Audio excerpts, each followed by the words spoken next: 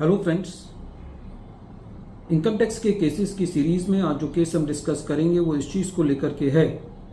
कि यदि एसएससी की असेसमेंट ऑलरेडी ट्रिब्यूनल ने इस इशू पर क्वेश्चन कर दी है कि जो एसएससी को सेक्शन 148 का नोटिस इशू होना था वो जुरिस्डिक्शनल असेसिंग ऑफिसर ने नहीं करना था, वो नेशनल फेसलेस असेसमेंट सेंटर ने करना था। लेकिन फाइनेंस एक्ट 2026 के 1 अप्रैल 2021 से लागू हो जाने के बाद यदि रेवेन्यू उन ऑर्डर्स के अगेंस्ट अपील फाइल करता है जहां पर एसएससी को ऑलरेडी जाओ फाओ के इशू पर रिलीफ मिल चुका है, तो क्या ऐसे केसेस में जो अमेंडमेंट के रेट्रोस्पेक्टिव इफेक्ट के आने से उन मैटर्स को दोबारे अलाइव कर पाएगा इनकम टैक्स डिपार्टमेंट? यही issue honourable Telangana high court ने present case principal commissioner of income tax Hyderabad versus Vinod Ojha के केस में डिसाइड किया और इस केस का जो रेफरेंस है वो ITTA नंबर 92 ऑफ 2026 है। कोर्ट ने ये मैटर बहुत रिसेंटली डिसाइड किया है 23 जून 2026 को। प्रेजेंट केस के फैक्ट्स इस तरीके से हैं। एसएससी ने हैदराबाद ITAT की बी बेंच के सामने अपनी असेसमेंट में ये पॉइंट रखा था कि एसएससी को जो सेक्शन 148 का नोटिस इशू किया गया है वो जुरिस्डिक्शनल असेसिंग ऑफिसर ने किया है, जबकि ये नोटिस फेसलेस ने इशू करना था। हैदराबाद ITAT की बी बेंच ने जुरिस्डिक्शनल हाई कोर्ट के जजमेंट को आधार लेते हुए एसएससी की असेसमेंट को क्वेश किया था और क्वेश करने का जो कारण था वो ये था कि ये नोटिस जो है वो जुरिस्डिक्शनल असेसिंग ऑफिसर इशू नहीं कर सकता, ये नेशनल फेसलेस असेसमेंट सेंटर ने करना था।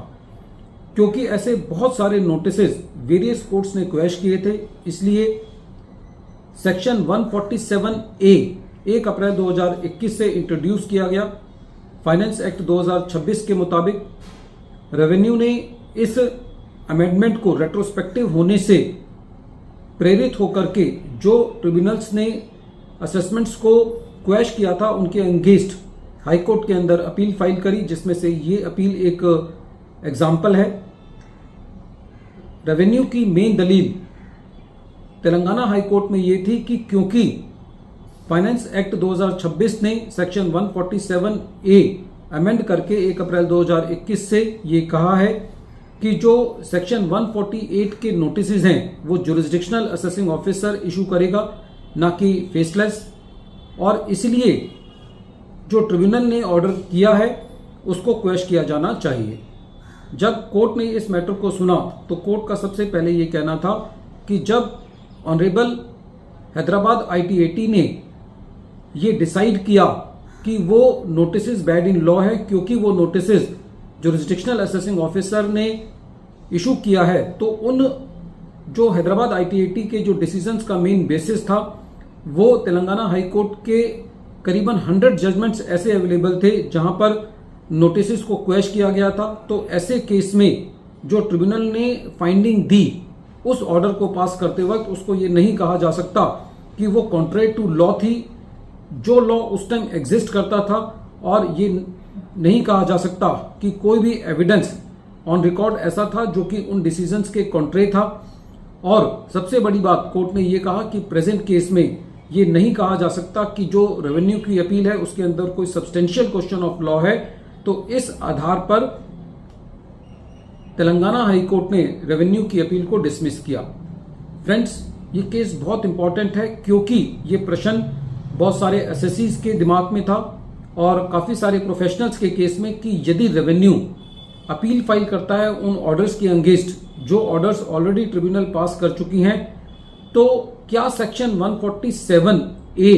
की अमेंडमेंट आने से जो ऑर्डर्स ऑलरेडी एसएससी के फेवर में डिसाइड हो चुके हैं क्या वो भी हाई कोर्ट्स रिवर्स कर देंगी? ये एक जजमेंट इसी पर्सपेक्टिव में एसएससी के लिए एक मील का पत्थर है, क्योंकि इससे कोर्ट ने करीबन ये कह दिया है कि जो ऑनरेबल ट्रिब्यूनल्स ने जजमेंट दिए हैं और अब जो रेवेन्यू उनके अगेंस्ट अपील फाइल कर रहे हैं उनके अंदर कोई सब्सटेंशियल क्वेश्चन ऑफ लॉ है ही नहीं। ये एक बहुत रिलीफ की बात है। यदि ये जजमेंट बाकी कोर्ट्स भी फॉलो करती हैं तो एटलीस्ट जो पुराने केसेस डिसाइड हो चुके हैं, चाहे वो रिट पिटीशंस में डिसाइड हो चुके हैं या वो ट्रिब्यूनल्स ने हाई कोर्ट्स को फॉलो करते हुए असेसमेंट्स क्वेश किए हैं, एटलीस्ट अब वो दोबारे अलाइव नहीं होंगे। वीडियो के अंत में एक बार फिर मैं केस का नाम रिपीट कर रहा हूं। केस का नाम है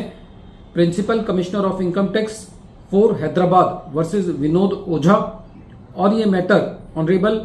तेलंगाना हाई कोर्ट ने 23 जून 2026 को डिसाइड किया, और इस केस का जो रेफरेंस है वो ITTA नंबर 92 ऑफ 2026 है। Thank you friends.